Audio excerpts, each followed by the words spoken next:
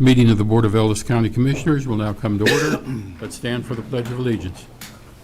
I pledge allegiance to the flag of the United States of America and to the republic for which it stands, one nation, under God, indivisible, with liberty and justice for all.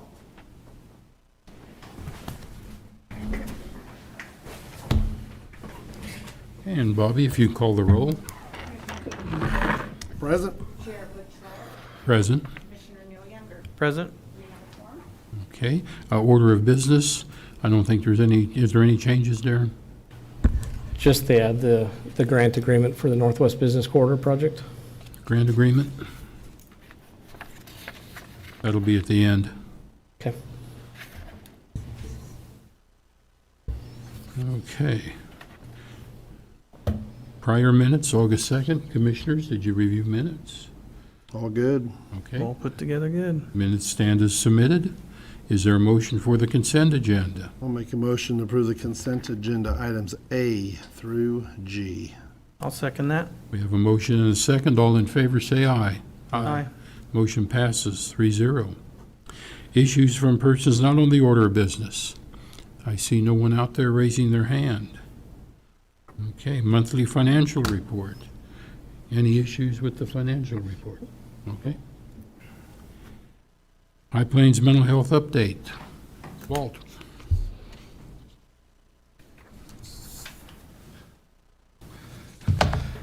Good afternoon, Commissioners. Walt Hill. I'm the Executive Director at High Plains Mental Health Center. Thank you for the chance to come over.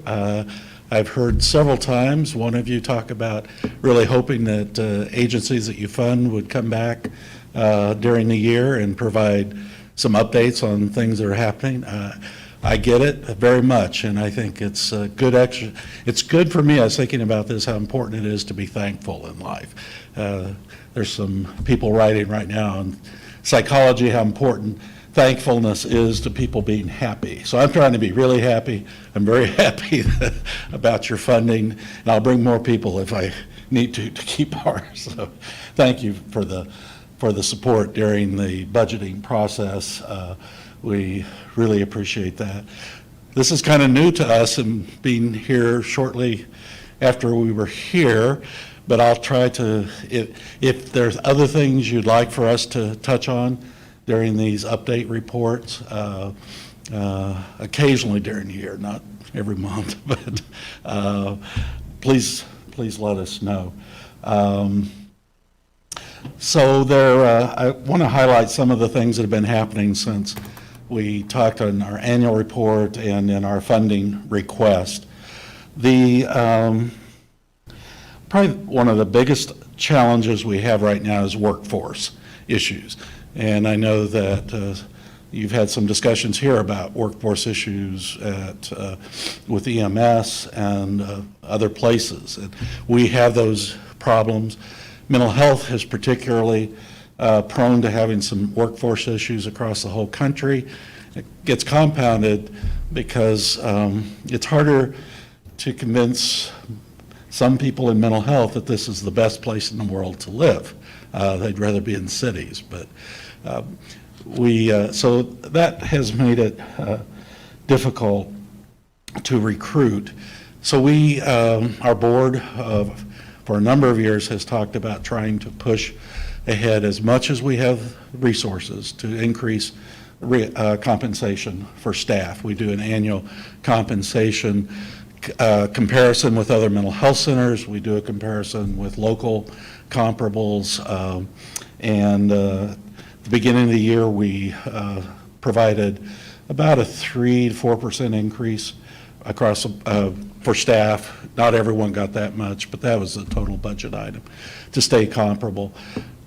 Our board wanted us to look particularly at a couple of levels of staff mid-year who were falling behind, and we hadn't been able to move them up.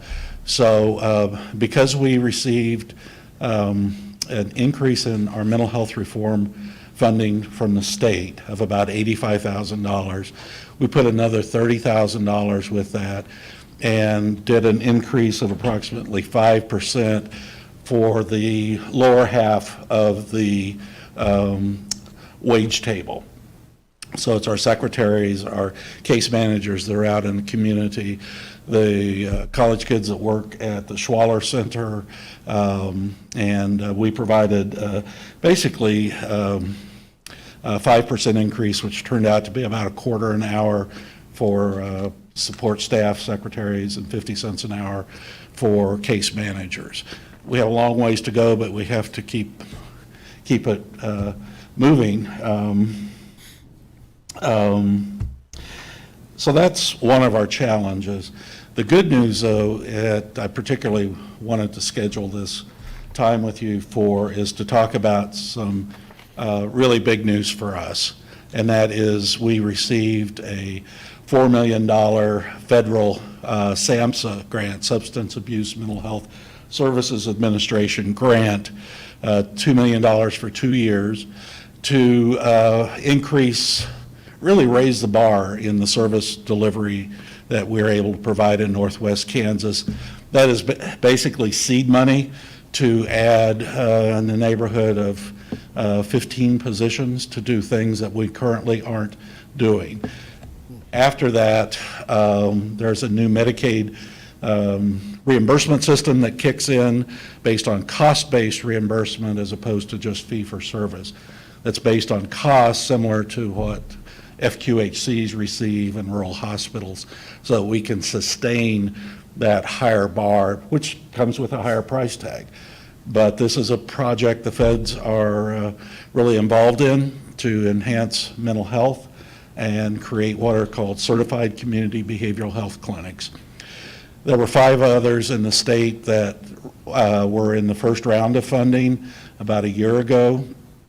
We applied in the competitive process this spring. We were the only Kansas center that received the award. 2 others applied. There were 99 other centers across the United States that were provided similar awards. So we'll be gearing that up.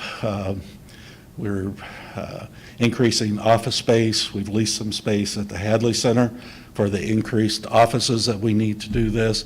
But most important, it's not about the offices, it's about the people to deliver service. There are several areas that we're going to focus on. One is on substance use treatment. We're adding some substance abuse treatment staff, and particularly what's called an addictions psychiatrist. It's a psychiatrist that works with people who have addictions to help them with some addition of some medications that help them through their addictions. And it's really kind of the state of the art right now, particularly with opioids and the major concern, which we see here with opioids. And it's very tough for people to kick some of those drugs without some period of time where they're able to have some of the cravings. You aren't substituting an addiction, but so we'll be adding a psychiatrist that specializes in that area, which is a pretty unique kind of psychiatrist, no matter where you're at in the country. That will be a telemedicine psychiatrist. We'll be adding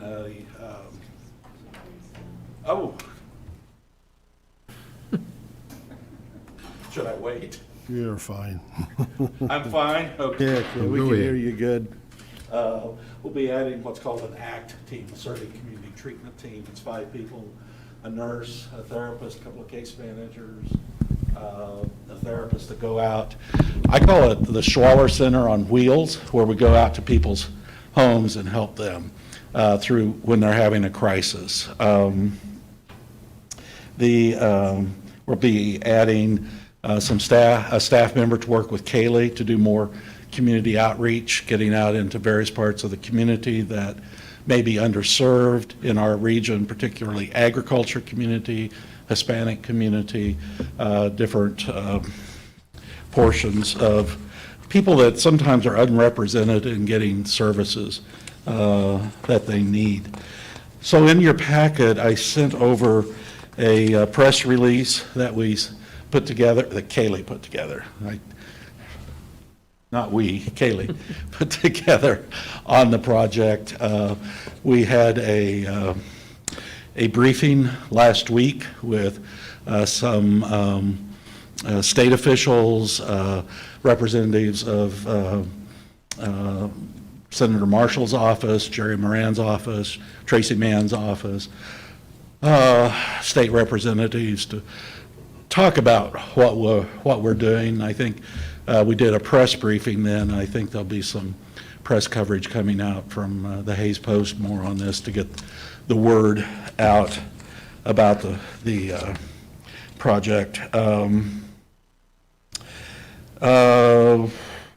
We'll be adding a couple of therapists to hopefully work in doctors' offices around the area with our integrated health care.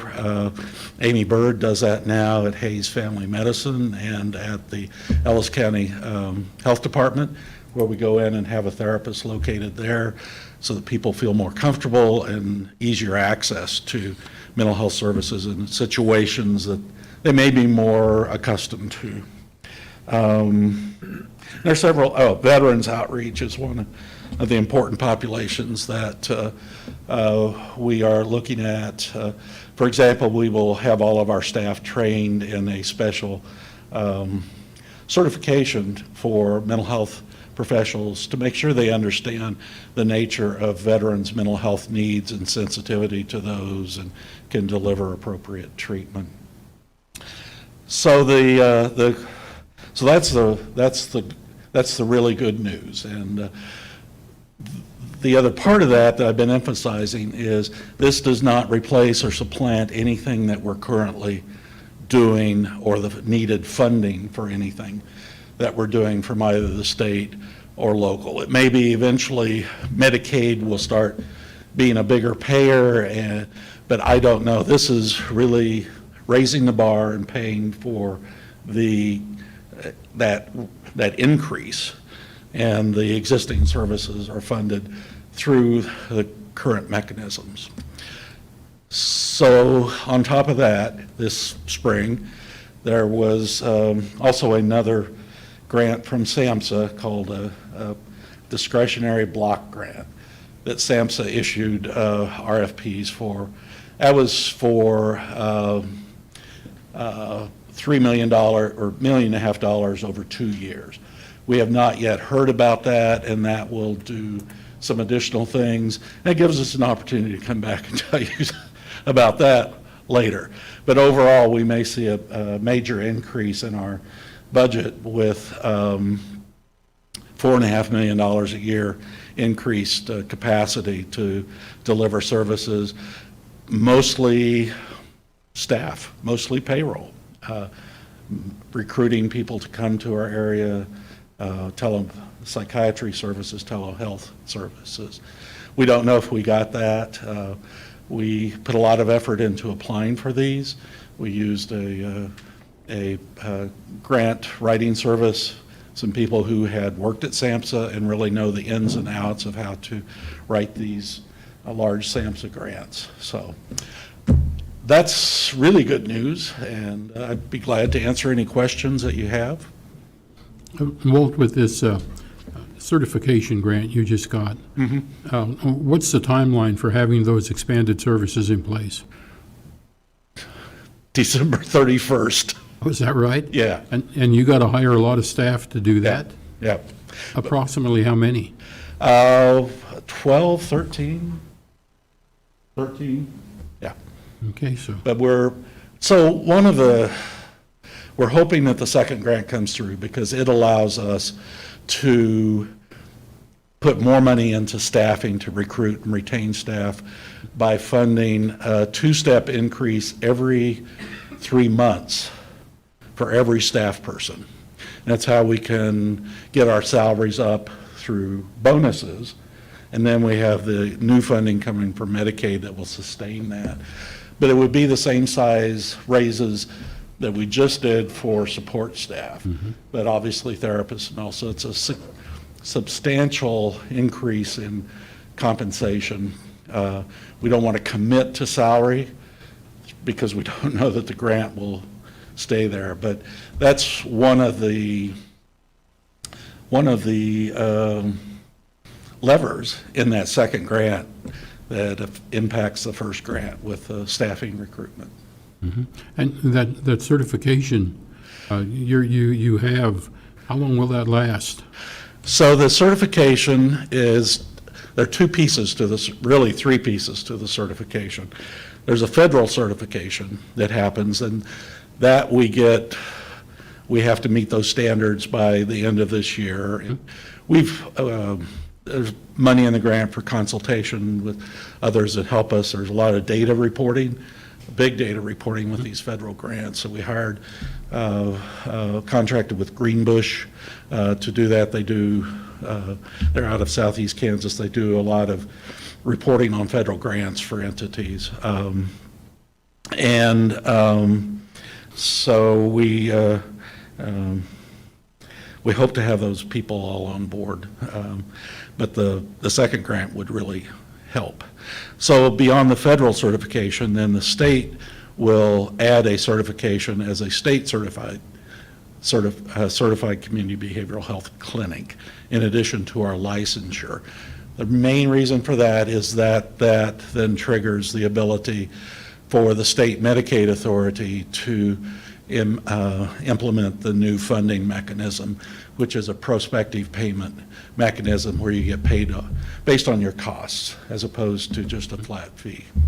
And then do you have to recertify after so many years? The state is looking at that. They haven't made any decisions. And the federal certification, I think, is just ongoing. It's not as onerous, though. Once you get to that level, you just have to demonstrate that you've maintained where you're at. Yeah, that's good. Commissioner Hazelhorst, any questions? Walt, I'd just like to thank you on your last meeting that you guys had. The nice comments towards the county commission. I know my fellow commissioners appreciate those comments in your newsletter. And Oh, yeah. And, we... And I'm glad we're able to support your organization. You support us, and thank you for all you do in the community and the county and Thank you. Northwest Kansas. Thank you. You guys do a great job. Thank you. Commissioner Younger? Yeah, I too want to thank you for coming and your staff. And one of the other questions I had, how many are employed or how many are on your team? We currently have 150 staff employed throughout our 20 counties. About 120 are full-time staff. The other are part-time, particularly part-time staff that work in the summer with kids, that work at the Schwaller Center. They're college students. But yeah, 150. But about 2/3 of our payroll, last year we calculated that 2/3 of the payroll comes here to people that live in Ellis County. Okay. And thanks for what you do for our community. Thank you. Well, we'll keep you posted on this, and Good. appreciate your support. If there's anything more that we can do, there's some other things coming out with some other projects, working with jail liaison in the jail, because that's a real challenge, we know. And so I don't want to spill all the beans tonight. I have to wait There for you something go. to talk about later. Bring us more good news. So thank you very much. Take Okay, care. thank you. Thank you all. Okay, our next agenda item is the dispatch center water damage. Darren? Good evening, Commission. Darren Myers, County Administrator. As the Commission is aware, I sent you an email last week in regards to the situation that we had during the Commission meeting last week down at the dispatch center. Unfortunately, a torch used to help solder a wire activated a fire sprinkler system and probably dumped several hundred gallons throughout the basement, the dispatch center, and directly located over a server rack with network equipment, switches, servers, phone equipment, etc. We got it shut down fairly quickly. I wasn't there yet. IT staff, buildings and ground staff got the water shut down pretty quickly. And we started assessing the situation. IT was there until after midnight that night, but within a few minutes, we had phones rolled over to the Hayes Fire Department. 911 phone calls were transferred by protocol to the Pratt County Dispatch, and they were taking our, if we would have had any phone calls, immediate, while we were transferring those a couple blocks over. Long story short, within a couple hours, we had significant amount of the equipment back up, and I keep looking at Mike because I'm going to have him come up and back me up here if I miss anything, but we have this ongoing joke that there's one of the pieces of equipment that I don't know what it is, but it's called a dumb switch, so I could relate to that one, but IT staff, Mike, Lori, Dustin, Carlene, City Hayes staff, they got Next Tech down there. We had 3 or 4 technicians from Next Tech, Clean Right, the fire sprinkler company. They were all great getting that situation resolved and taken care of last week. So I guess I'll just give the floor to Mike if he wants to update on his equipment and where we're at on that. Good evening, Mike Leiker, Ellis County IT Director. Just to add on to what Darren was saying, first of all, I would like to thank those agencies that were mentioned, as well as, I mean, you mentioned city and county IT staff. Lori and Dustin did a tremendous job in getting us going quickly. We were down 1 staff member. Paul was out of town, so we really had to think a little harder because he kind of built that network. So, but you know, Buildings and Grounds, City Fire, Next Tech, the Sheriff's Office, Hayes PD, the dispatch staff, Pratt Dispatch. There were a number of agencies involved and a number of people that were doing an outstanding job. It just worked well. I mean, in an emergency, you tend to panic, but there wasn't any panic there. We were able to mitigate it pretty quickly. But as you mentioned, I don't believe any 911 calls were missed. There was just that short period where we transfer phones to the fire station where they set up their backup dispatch station. And in that event, Pratt handled those calls as per the statewide NG911 system, which worked very well also. So as far as equipment, there was a lot of network equipment directly below that sprinkler head. There are several switches, network equipment. It was mostly network equipment. Fortunately, we had moved all of the servers into the newly remodeled, what used to be the shower. We affectionately call the shower room, but the server room, and the spray didn't get there. It crept on the floor, but everything was on racks, so none of the servers were damaged, thankfully, because our downtime would have been as significant if that were to happen. But all of the switches in those racks were exposed to water, which essentially I'm calling a total loss on equipment, because even if it comes back up and the lights turn on, you can never trust that it will, 6 months down the road, you might have a port just go out for some strange reason. So there were probably, I don't know, 8 or 10 switches total between city and county that were damaged, that did different things. There's a lot of communications that goes on down there, but they are functioning, fully functioning as of right now. The only thing we didn't get going, there was one service in the sheriff's office that we got going today, and the Wi-Fi, which the sheriff assured me was a non-essential, so we didn't have to get that going right away. We had a workaround for him on the Wi-Fi. So the inmates are able to do their hearings through Zoom. I think they had 1 or 2 hearings they had to do in person during that transition, but they are fully functioning right now on loaner and used equipment. So that's a lot to say that it was a disaster, but we got it going. Everybody helped. So I'll take any questions that you might have. Just have a comment. I think the county, the citizens are just so very fortunate to have such qualified personnel to jump on this kind of a situation and get it resolved in an expedited manner. We are truly blessed with our personnel. I would agree with that. Questions, gentlemen? Not really, Mike. Just thank you for you and your staff and Darren and everybody that helped out and keeping it going and our county going forward. So thank you guys for all the hours you put in after hours. Absolutely, it's what we do. I think we'll learn a lot from this experience too. So we'll come out of it better than we were. So Sure. Thank you. Thank you. One thing that might be going in your head is, would this happen again if the sprinkler head gets bumped next time instead of, being set off by a torch? But we did have the fire company come back in and service the sprinkler heads in the dispatch center. Got okay from the fire inspection department, but placing halon extinguishers throughout the dispatch and the server room, and we capped all the fire sprinkler heads in that room, so that way, unless we have a pipe burst, which it's something completely different. The root cause of the sprinkler head won't happen again, so that is one thing that we did learn. One thing that I do want to bring forward to the commission, just so you are aware, it is filed through the HVAC technician's insurance, and we do have replacement cost coverage with our insurance, so it has been filed with K-Camp.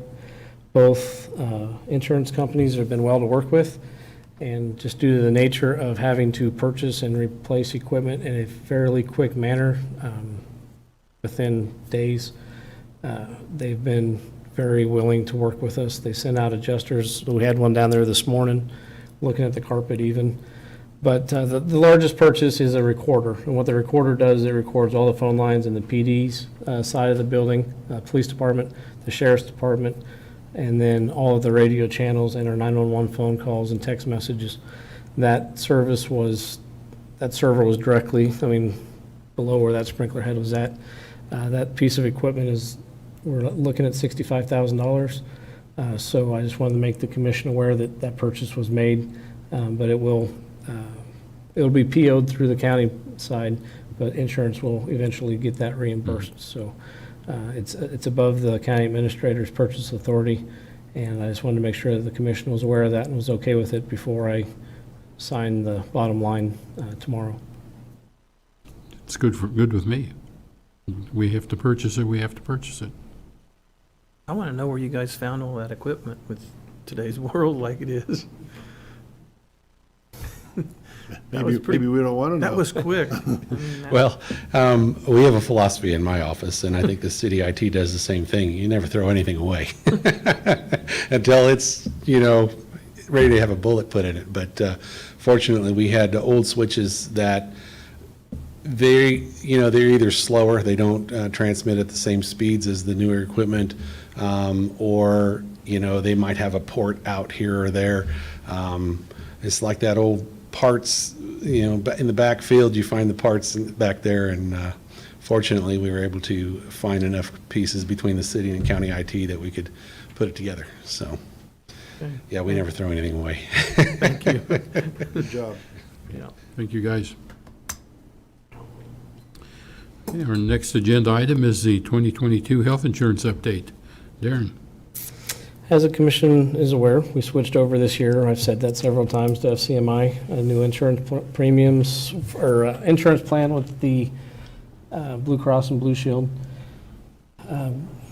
Based on previous years when we were part of the state employee health plan, we usually had insurance renewal dates or prices by August, so that way we could input those numbers into our next year's budget forecast. Since we moved, we only have to this date, from January to July. It would have been January to June, the first 6 months at the time, worth of history. You would think the same company and just asking the state to have claims data is an easy process. It's not. So if we would have asked for a renewal rate this early in the year, they would have had to err on their side of safety and increase the proposed rates for 2022.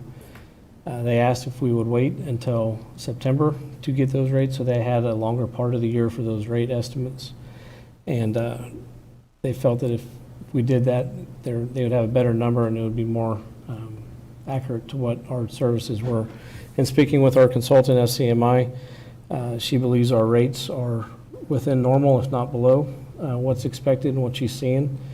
She's seen rate decreases for next year of 3%, but she's also seen rate increases for heavy users of up to 20%. Before we switched, I did that analysis, and we were about a 9.6% increase every year. So I just went with that number when we met with the Wage and Benefit Committee and said, let's estimate for a 10% budget increase for 2022. However, as I did mention in here, that even with that, it's still lower than previous year's increases. And that's because we're only budgeting for a 10% increase on the plan itself, not the overall plan plus the reserve funding amounts. So for a single plan per paycheck, you're only budgeting for $480 instead of just about $900 for the both self-funded and the Blue Cross Blue Shield premium. So the increase is a lot less. So with that, before I changed everything within the budget for you as the commission to see next week, I wanted to make sure that the commission was fine with that 10% adjustment and include that. And then the Wage and Benefit Committee, they were also in approval in agreement that that's a fair assessment to go with. But what they would like to see is if those numbers did come back in with only a 5% increase, we reduce those rates back down. So that way they're not just paying more just because we had to budget more. If it does come above 10%, if it comes back as 12%, we can use the 2021, the current year reserve balance that we have not spent, which is that estimated $600,000 to offset those little bit of increases. So with that, I just stand for any questions. I'm okay with that Good homework. process, Darren. I think we have to make some kind of an educated estimate as to what the insurance will be, and if it comes in lower than 10%, well, the employees should be treated fairly and not have to pay costs they're not incurring. So I'm okay with that estimate. I think it's a good way to go. We'll see how it falls. Yeah, good work. Thank you. I'm in favor of it, yeah. Good work, Darren. Thanks for what you're doing for, In the coming years, next year, we'll be able to go back to an earlier renewal rate because they'll have 18 months of history and not just 6. Sure. So we'll be able to go back to that process next year. Yeah, it'll all make a difference. Okay, I will add 10% in, and that'll be in your budget packet for next week. Monday is the final review for the budget. Okay. Our next agenda item is the Sunday liquor sales resolution. Darren? As the commission is aware, our county clerk notified us last week that we are able to change the Sunday liquor sale times per what the governor did and signed in May of 2021 with House Bill 2137, which allows the expansion of the times allowed for liquor sales on Sundays. They used to be from noon to 8, and now it's expanded that you can open up no earlier than 9 and close no later than 8. So that's part of the resolution that's before you. And we would be having to, just to make it clarified with the public, I think we only have one liquor sales in the county. But this would be published in the newspaper, and then effective 60 days after that publication is when they would actually be able to change their hours. And that's because of the protest period that could be petitioned out. Sounds like a good plan to me. I'm in favor of it. Gentlemen, any discussion? Do we hear a motion for this? yeah, I'll make a motion. I move to approve resolution 21-14, allowing alcohol sales on any Sunday except Easter, not earlier than 9 a.m. and not later than 8 p.m. Second. We have a motion and a second. All in favor say aye. Aye. Aye. Motion passes 3-0. Okay, then we're going to have a grant agreement regarding the Northwest Corridor project. Correct. As the commission is aware, the original goal and timeline for the Northwest Business Corridor was to have that announced and let at the KDOT level, at the state level, by August of 2021, and here we are. However, within the coming weeks of when everything was due, we had our grant agreement and the final draft sent up to the Federal Highway Administration, the FHWA. They did not return the final document to us in time before the August date with KDOT, so we had to push that back. So now we're at the point, we do have the document, we got it this morning, and since quick turnaround time, I didn't have the ability to put it on the agenda, but I would ask that the commission approve the grant agreement and sign it, and then we get it sent back up. They're going to come out and pick it up tomorrow if the commission approves it, take it back to KDOT, and then they can announce the project, and then come mid to late September. I didn't ask what the date was because I was traveling today, but there'll be the letting of it in late August, and we still should be able to start the project by the end of the year. Okay. Do we need a motion to do that?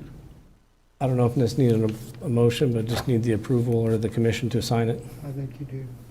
A motion? Yeah. Okay. I'll make a motion to sign the Northwest Corridor or Northwest Business Corridor Grant Agreement, which is in Darren's possession. Second. We have a motion and a second. All in favor, say aye. Aye. Motion passes 3-0. Guess I can give a quick update on that too. The original grant was 6.5 million that we got. That was completed at an estimate 2 years ago. As the commission is aware, lots changed since then. But the grant is from the feds for 6.5 million, and KDOT has submitted approval for 1 million. So there's $7.5 million in grants. The total project at this point, before it's let out, is 11.4 million. That includes utility relocation, right away. So a lot of this stuff has already been taking place. But the county's portion of this project went up just a little bit, but it's at 3.9 million. And that's with contingency as well. So hopefully, by the time this gets bid out, we'll come in under that. Okay, sounds good.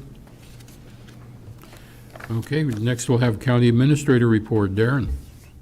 That was my report. I'm done. Okay, you're done. County Commission Reports. Commissioner Younger.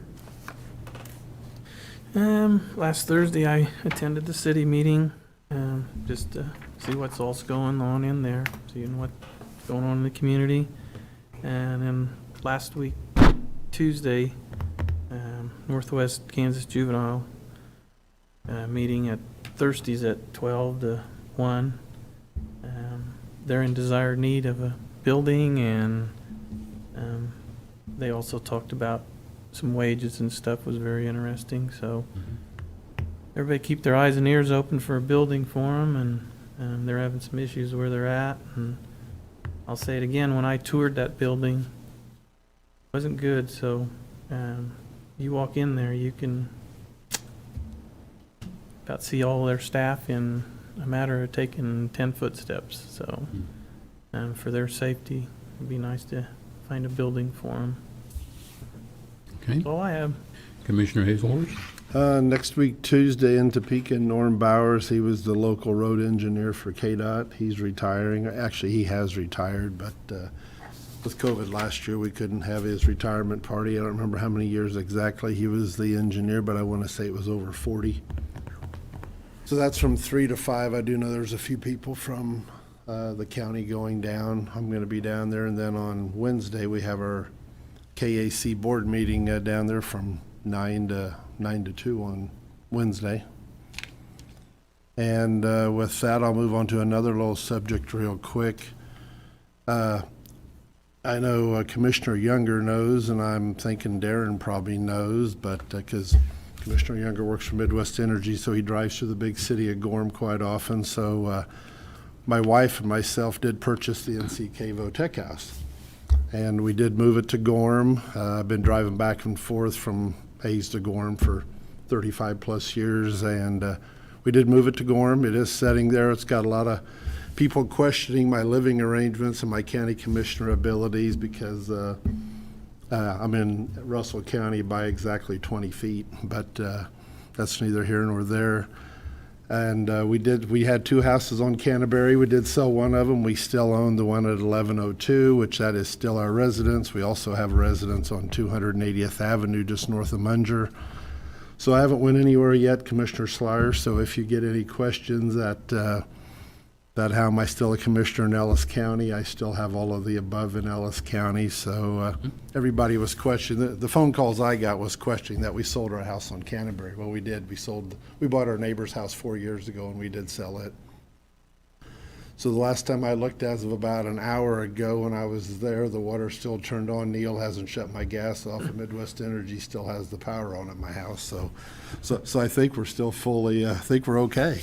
Okay, So sounds I just good. wanted to make that very clear to the public that I've been doing that for 35 years, driving back and forth, and I always got to stay in my in the house I grew up in. Well, my son has recently purchased that, and at 24 years old, I guess he maybe didn't want his dad maybe living there in the summer months while we're busy farming. So we did buy a house and move it over there, and it is there. So I do the same thing I've done for 35 years. If it's late at night, I stay in Gorham. If it's not, we stay in Hayes. So it's nothing's really changed. So anyway, just to let all of you know. That's a good update. And I have no report tonight.